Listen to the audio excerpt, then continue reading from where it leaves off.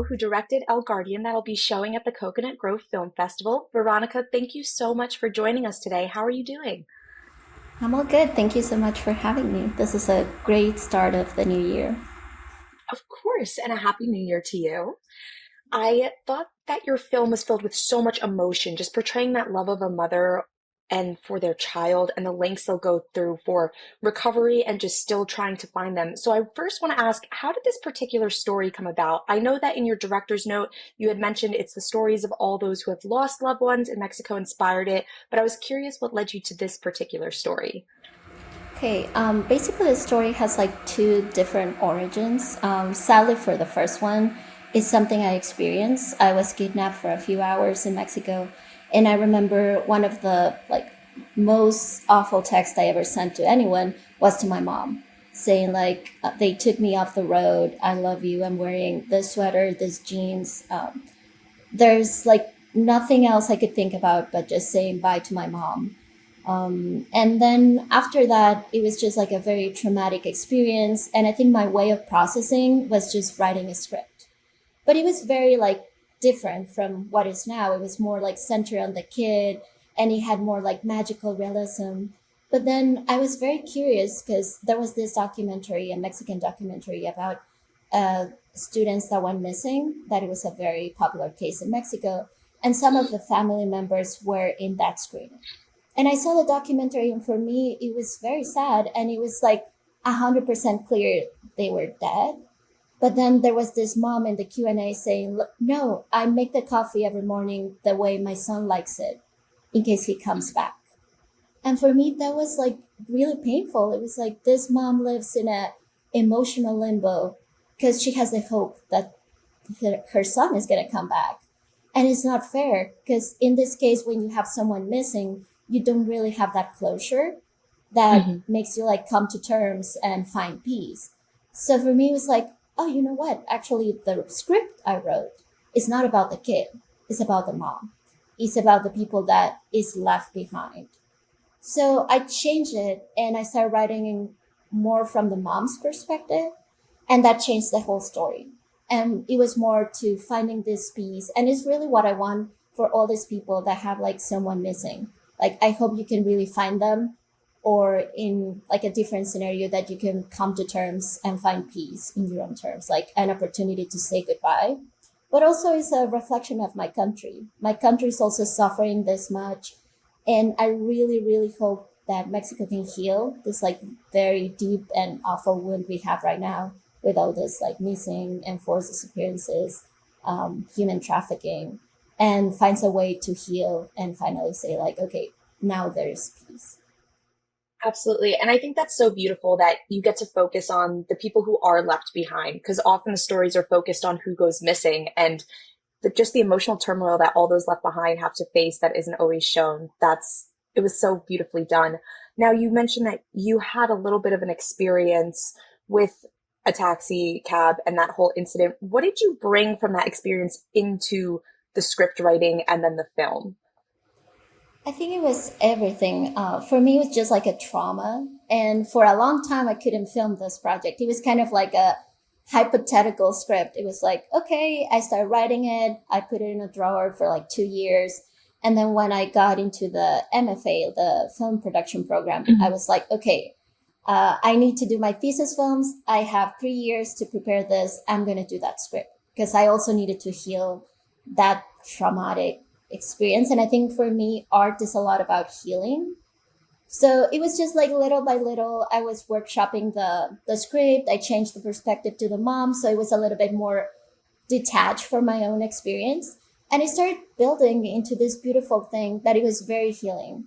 That now I can remember that experience and associate it with something beautiful that is this film instead of something traumatic and like the worst thing I ever experienced. But it was also very, very lovely that everyone in the crew had like an experience like that. So it was like a collective healing during production.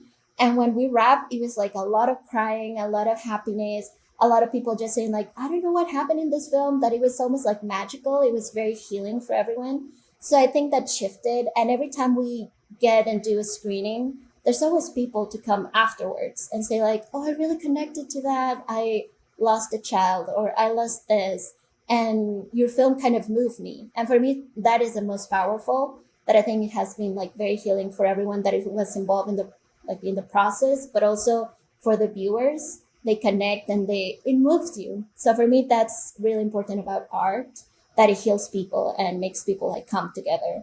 So that was very, very nice. So there's a lot of my own experience. I think it was the basic layer, and then it turned into something completely different but beautiful. Absolutely. And I think that's great that it was able to be healing for you and to associate some better memories with something you were going to and try and share that story with others so they can recognize what's going on. Was there any moment or aspect when you were working on the film that it almost became too much in a negative way from your own experience and almost wanted you to take a step back from the story?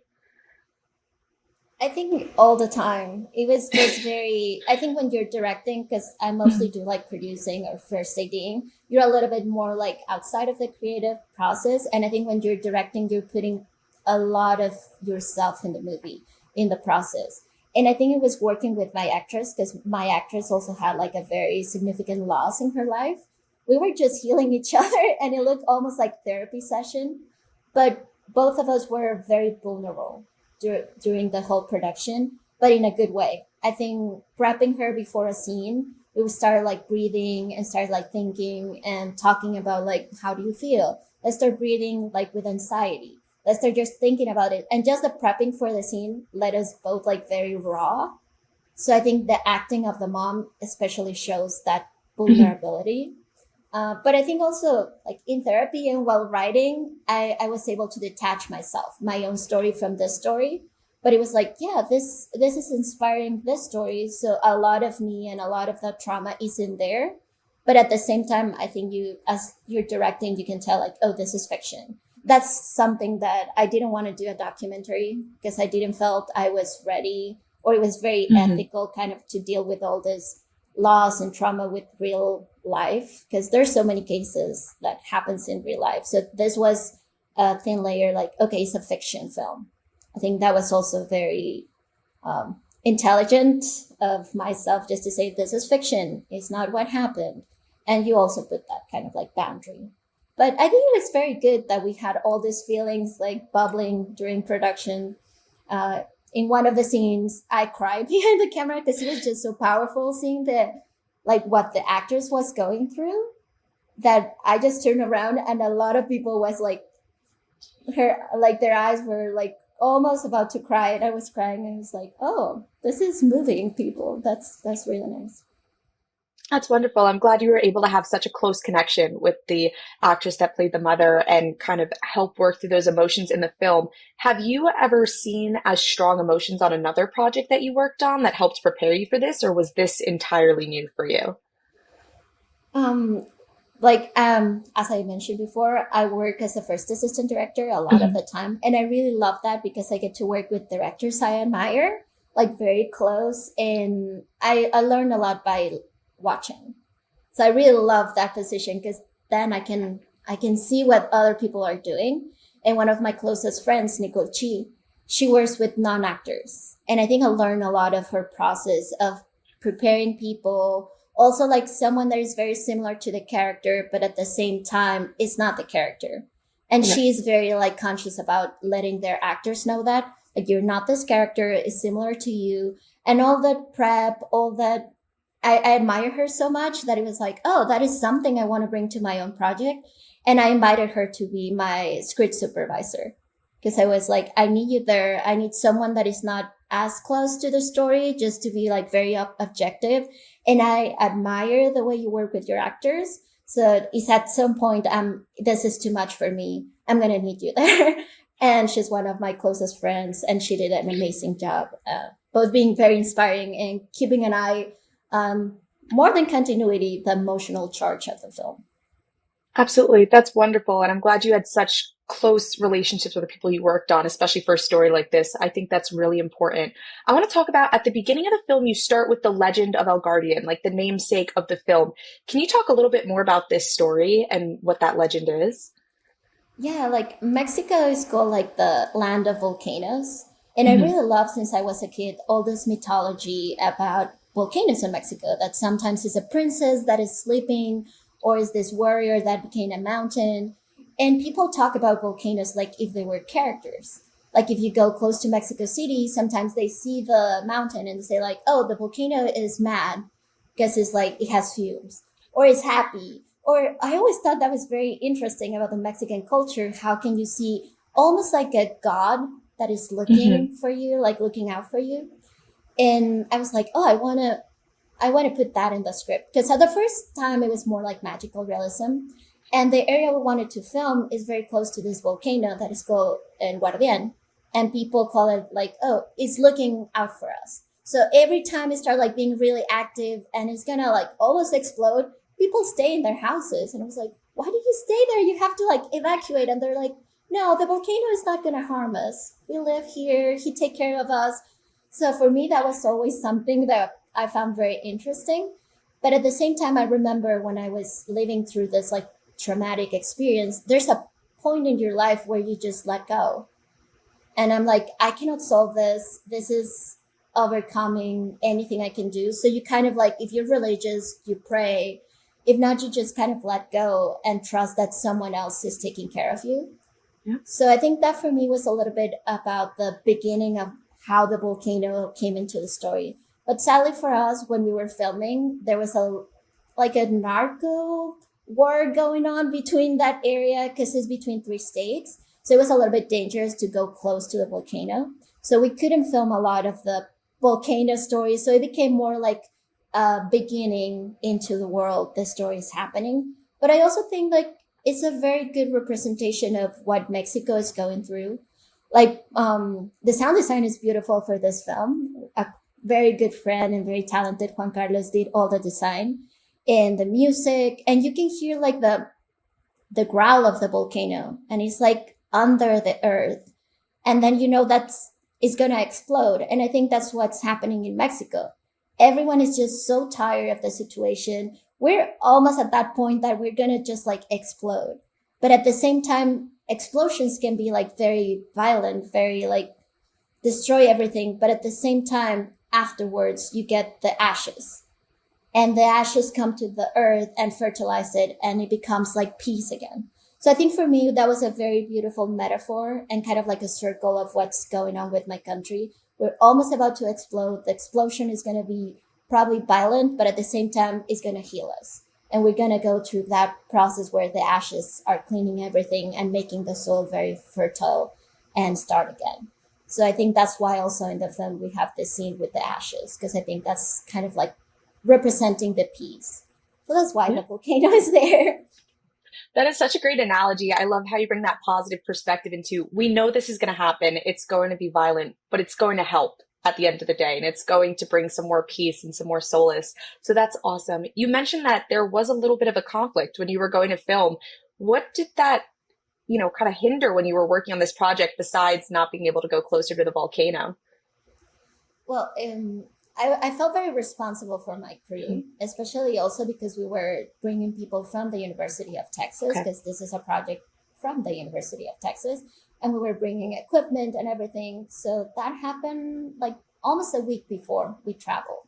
So the university was very concerned. It was like, you're bringing equipment and you're bringing your crew to this area. How can you like guarantee safety for your crew? And it was like, I know this is a fiction film. A film is not worth putting anyone at risk.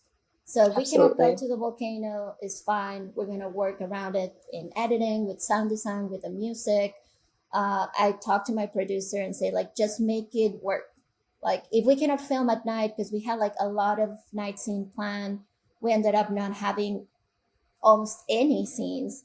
I wanted like people to see at night like this big landscape with the volcano in the background. We couldn't do that, so we have to change everything like inside this little tent. So you also have to be very flexible and very creative, and realize that when you're directing and you're also writing and you're also editing, that the film is going to be three different films. One in the script where everything works, one in production when you have to like juggle a lot of stuff, and you have to think about people and saying like, what I'm more interested is about my crew and my cast, and I want them to feel safe. I want them to feel rested, and nothing is worth like putting your people at risk for a film or for a scene. So I think that was really good about my producer and I, that we were both on the same page. And Mhm. then one day that we were filming that nighttime scene, we had a police officer on set. We had like a lot of lights. So we were inside like this little ranch. So we tried to make it as safe as possible and realize like, okay, the script is changing, how we can make the most of it with what we have. Because we're also filming on location, we only had like money and the hotel and everything for like 5 days.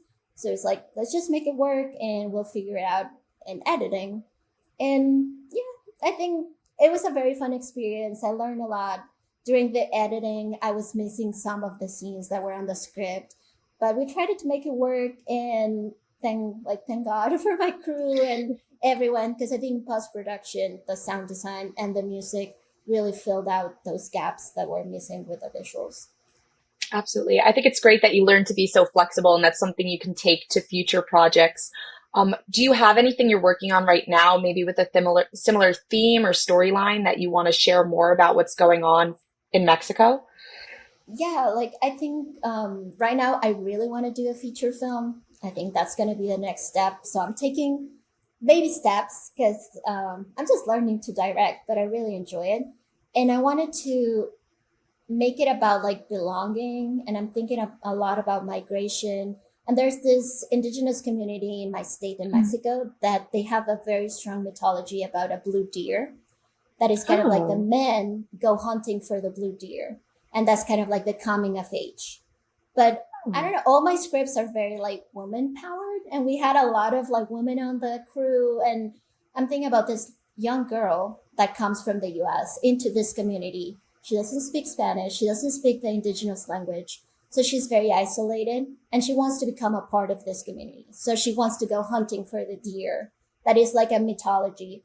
But at the same time, she's not allowed because she's a woman. So she's trying to kind of like overcome all this, like being an outsider, but also coming to terms to where you're coming from and your roots. And I'm working at a production company that does a lot of animation, and they always do like this embroidery of mythology. So I'm thinking about maybe some animation with that embroidery. I'm working on it, but those are kind of like my visuals. But yeah, I think that's kind of like the next project I want to do. Absolutely. That sounds so interesting. And when it comes to fruition, I would love to watch it. That is so cool. I'd never heard about that. Just the blue deer. That seems like it could be a really nice starting point for a story. Just touching back on El Guardian real quick, what do you hope that the audience takes away from this? I know that for some, you're trying to help bring some peace and just for those who have lost family members or who have missing persons in their family. But for the other audience that may not be able to relate in that sense, what are you hoping that they take away from the film? I think for me, it's really important just to keep this conversation going. I think a lot of people who are not aware that this is happening in Mexico, or they only know about like the Narcos show, and everything is kind of like, yeah, this is happening in my country. And sadly, sometimes the news only focus on the bad thing, but you can step back and say like, this is people living this situation and it's still happening. But I'm very optimistic, and I really think my country is going to heal. A lot of the people are good people and are going through this. So yes, this is happening, but our country is healing and a lot of people are trying to work and solve this problem. So I think if you don't know anything about the conversation, you at least know like, yeah, this is happening, but it's also healing. It's also, Mexico is such a beautiful country, such like it's full of stories of beautiful people that are going through this trauma, but they're not the story. It's not just Narcos. It's kind of like putting a different turn on the reality of the Mhm. country. Yes, it's happening, but there is also this beautiful landscape. This is all this layer. This all this mythology. The beautiful way Mexican thinks about death and about like peace. And I don't know if I'm explaining correctly, No, you but are. that is just like keep the conversation going, but change. Like it's not dramatic, it's not awful. There's also some beautiful things because it still is like everyday life for people. Absolutely. And I think you did such a nice job with that. Well, I want to thank you so much for your time today. We are so honored to be playing your film at the festival this year. I hope everybody gets a chance to enjoy it as much as I did. So thank you. Thank you. And yeah, please come see El Guardián. I think you're going to like it.